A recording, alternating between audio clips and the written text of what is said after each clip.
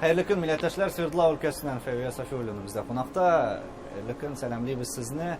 İngilік өзіңіздің hünər turunda айтсаңыз дейді. Нәрсе белән шөгыльләнәсез бүген татар милләтен үстерү өчен нәрсәләр башкарасыз? Хәерле көннәр, мин һөнәрем буенча экономист. Казанның финанс-экономика институтын тәмамлаган идем заманында. Инде менә 40 елдан артык эшлим Уралда, Свердловск өлкәсендә. Гомумән алган вакытта һөнәремнең нинди икәнен миннән бик күп кеше сорый. Электән соңгы 20 ел эчендә мин һөнәрем кем дигән сорауга татар булып эшлим дип җавап бирәм. Ни өчен дигәндә, минем хезмәт юлым бик кызыклы булды. Мин башта зур заводларда, Уралмаш системасында экономист булып эшләгән идем. Аннан соң телевидениедә баш бухгалтер булып эшләдем. Һәм шул баш бухгалтер булып эшләгән вакытта үзем теләп үзлегемнән татар телендә тапшырулар ясый башладым. 93 елда автор һәм алып баручы башта безнең көн исемле, аннан соң Фәвия Сафиуллина хәерле кич белән дигән рус телендә татарлар турында тапшыру чыкты. Аннан соң хәерле кич дигән татар телендә атна саен чыгара башладык. Ул гомумән беләсезме? Туган телне, туган моңны, туган якны сагынудан, туган шушындай үзем начальство булдым инде баш бухгалтер булгач. Үзем финанс якларын рәтләп, шулай итеп рус егетләре иҗат төркемендәге рус егетләре иде. Мин бер үзем татар, ул вакытта әле монтаж проблемалары да бар, кызыккан итеп, шул рус егетләре миңа татар тапшыруын ясарга булышалар иде. Һәм шулай итеп без гөрләп торып милли тормышка кирип киттек. Һәм менә инде 2002 елдан бирле Саф Шишмә исемле газет чыгарам. Ул безнең инде менә бу ел 20 ел ай сайын чыга торган газета. Үзем эшлим Татарстанның даими вәкиллегендә. Нәрсә әйтәрде сезне менә бу юнәлешкә? Икътисадтан милләт темасына күчү дип әйтик инде. Күпләр киресенчә бит инде күпмедер эшләгәннән соң әле башка һөнәргә китәргә мөмкин. Бу сезнең ничектер үзегезнең этәргечегез булдымы, әллә үзегезнең тамырларны онытмаумы? Каян килә бу сездә? Беләсезме, мин гомумән татар булып тудым, татар булып үстем, татар булып яшим. Ни өчен менә шит җиргә килеп төштем? Билгеле, мине шит җир кулаш җәеп каршы алды. Мин чынында башта электим шундый коллективка, анда рус апалары иде. Зур яшьтәгеләр дә бар, яшьрәкләр дә бар. Алар мине үз балалары кебек каршы алдылар һәм менә бу эшнең серләренә институт скамейкасыннан соң инде бит инде анда сразу гына кирип китеп булмый. Шулай менә үзләренең эшләренең серләренә өйрәттеләр һәм мине гомумән теге үз балалары кебек кабул иттеләр. Мин шул хәтле ияләнеп киттем анда. Аннан соң барыбер татар телен ишетәсем килде, татар моңын ишетәсем килде. Мин вакытта безнең өлкәдә татарлар яши дип белмидер идем. Ничектер бер юлы урыслар арасына кирип киткәч, һәм инде ничектер бер вакытны кризислар башланды, Совет Союзы таркалды. Мин инде уйладым, безнең ничектер теге эшне үзгәртергә кирәк дип инде. Мине телевидениегә чакырдылар баш бухгалтер итеп. Эшли башлагач, анда безнең җитәкчебез Украин милләтеннән ия. Ул миңа әйтә, син ди татар телендә тапшыру ясап куй әле, монда бит татарлар бик күп тора ди. Мен әйтәм, кит инде, ничек тапшыру? Мин бит экономист, бухгалтер. Нинди тапшыру булырга мөмкин? Алар ничектер шулай ирем белән бергә мине китереп утырдылар камера каршысына. Ул беренче камера каршында утырган мизгелне бер кашанда онытмам, тешләмию, ашамый, әйдә дип шайтып матур иттереп мине. Һәм ничектер минем кичкенә вакыттан үскән вакытта Мария Арсланова, Камал Саттарова кебек үзебезнең данлыклы дикторларны күз алдына китереп, аларны тыңлап, аларны яратып, һәм менә камера каршында кисәк кенә аларның тавышы килеп чыкты мине. Әле беләсезме, бер искәрмә бар. Мин кичкенәдән бик нык тотлыгайым. Бик нык. Күйеүгә чыккачта тотлыгай идем мин. Экономист булып эшләгәндә дә, баш бухгалтер булып эшләгәндә бирә дә дулкынлаган чакта. Менә шушы камера каршына килеп утырып, шушы яраткан дикторларымның тавышы белән аларның образына кирип киттем, тотлыгы югалды. Мине татар телевидениесе шундый мәңгелек шәйдән кыткан. Мөгъҗиза булды бу. Һәм беләсезме, беренче атнада ук тапшыру чыгып, беренче атна үткәч тә безнең 40 хат килде редакциягә. бәтеш монда татарлар бармы дип мен аптырадым инде. Аннан соң тапшыру чыга башлады, мин таный башладылар, бик күп йөри башладык без. Шул елларда нәрсә үзгәрде менә? Нәкъ милли мәсьәләләрдә сез менә үзегез дә белмәгәнсез бит татарлар яшәгән. Хәзерге вакытта халык хәбәрдармы, милләттәшләр бердәмме? Менә иң кызыгы шул. Ничектер без, минем һәрвакытта теләктәшем булды, ярдәмчем булды, хезмәттәшем булды. Әгәр дә андый булмаса, андый хәлләр дә булмас иде. Без татарларның күп икәнен аңлап алдык та, аның белән үзебезнең машинага утырып сәяхәткә чыктык өлкә буйлап.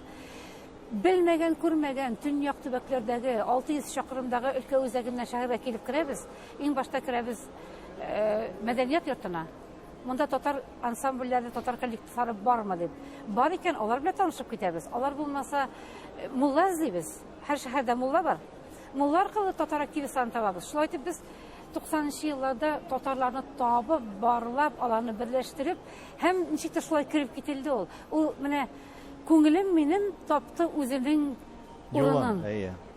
Жан эзләгән урынны тапты, һәм мин татарлар белән шул вакыттан бирле эшлим. Хәзер ничегрәк менә? Үзгәрдеме хәлләр? Ул вакытта безнең энтузиастлар заманы иде. Һәм бездә менә шул татарлыкка сусаган, күптәннән бәхет эзләп киткән кешеләр иде. Хәзер замана да үзгәрде, вазгыять та үзгәрде, гомумән бөтен нәрсә үзгәрде. Ул вакытта без хакимият органнарының безгә карашлары бармы, юкмы, аларны белми идек. Алар белән ничек эшләсен күз алдыбызга китермәделәр. Без бергә утырып чәй эчүне, җыелышып, гармон уйнап, җырлап утыруны безнең өчен ул бик зур бәхеткә санала иде. Ә хәзер, менә кыскача гына әйтәм, безнең өлкә сабантуебызда быел 30,200 кеше булды. Шәһәр сабантуенда 15,000-нән артыграк булды кеше. Хәзерге вакытта хакимият органнары безне таный, безне белә, безнең белән эшли, безне сөйләшә, һәм һәр вакытта да үзләренә чакырып торалар. Консультативный совет дигән әйбер бар, губернатор каршында да, шәһәр мэры каршында да. Алар безне анда чакыралар, без анда катнашабыз. Алар безне белән киңәшәләр. Беләсез, менә бу 30 ел эчендә шул хәтле күп үзгәреш булды. Татар вазгыятендә дә, татар дөньясында да, һәм гомумән халыкара вазгыятьтә дә. Шуңа күрә булар барысы да буыннар алмашына. Безнең заман кызганычка каршы әзрәк арттарак калып бара. Һәм менә бик нык теләгем бар минем. Менә шушы безнең милләтпәрвәрлекне, хисне, милләткә сусауны яшьләргә күчерәсе иде. Әзрәк кенә бусы авыррак бара. Ничек күчерергә аны менә яшьләр арасында? Бу бит инде аерым сезнең төбәккә кагылышлыгына мәсьәлә түгел. Ул инде Татарстанга да кагыла, башка төбәкләргә дә, башка илләргә дә кагыла әлеге мәсьәлә. Менә ничек хәл итәргә була аны аерым урыннарда? Без Татарстанны аңлыйбыз, менә Татарстаннан читтә ничек башкарырга әлеге хезмәтне? Менә без әйтәбез, татарның бишеге авылда дибез, әйме? Андый сүз дөрес түгел. Менә мин авыл җирендә үскән, Татарстанның Арча районыннан чыгышым минем. Авыл җирендә үскән кара күрә, без менә татар булып яшәп өйрәнгәнбез. Ул сиңгән, ана сөте белән сиңгән. Хәзерге яшьләр аермалырак. Менә безнең 89 елда Свердловск өлкәсендә 23 татар мәктәбе булса, 2002 елда алар 18-гә төшкән иде. 2010 елда 15-кә калган иде. Бүген көндә без тырышып аны 19-га күтәрдек. Әмма анда татар теле һәм әдәбияты стандартлар буенча сәгатьләп кенә кертелә. Һәм менә бу яшьләр кызганычка каршы, әле мин беләсезме, телевидениедә эшләгән вакытта авылга кайтып, шул бәләкәй генә балаларның Свердловск өлкәсе татар авылларында, бәләкәй генә балаларның татарча сөйләшеп йөргәннәренә сөенеп йөрсәм, хәзерге көндә авылларга кунакка барсак, я булмаса эш белән барсак, алар мәктәп бакчасыннан ук, балалар бакчасыннан ук, без ничә мәктәп бакчасы дим, безнең балалар бакчалары мәктәпләр каршында. Алар үзара русча аралашалар. Нәрсә сәбәпле барлыкка килә бу? Гаиләдә аралашмауданмы? Проблема нәрсәдән күрәсез? Аның сәбәпләре күп. Беренчедән, менә интернет һәм менә бу ни дибез бит инде, планшетлар, ниләр бар. Гаджетлар инде, Гаджетлар, аларны тоттырабыз инде балаларга, җаламасын мәсәлән дип. Алар сразу мультфильм карый башлый рус телендә. Минем үземнең оныгым инглизчә 4 яшендә аңлый башлады шушы мультфильмлар аркасында. Бусы беренче мәсьәлә. Икенче мәсьәлә, менә мәгариф системасын үзгәртергә кирәк. Минемчә, мәгариф системасы без үскәндә мин 10 ел татарча укыдым, бөтен фәннәрне дә. Аңа карап мин рус телен белмим дип әйтә алмыйм. Мин институтка русча кердем, русча укыдым. Гомумән мин үземнең тормышымны төзедем. Татар теле миңа ярдәм генә итте, миңа бер кашан да комачауламады. менә бу балаларны хәзерге көндә башка фәннәрне Татарстанда да, башка фәннәрне рус телендә укыту, үз телеңне дәрес форматында гына калдыру, миңа калса ул төптән дөрес түгел.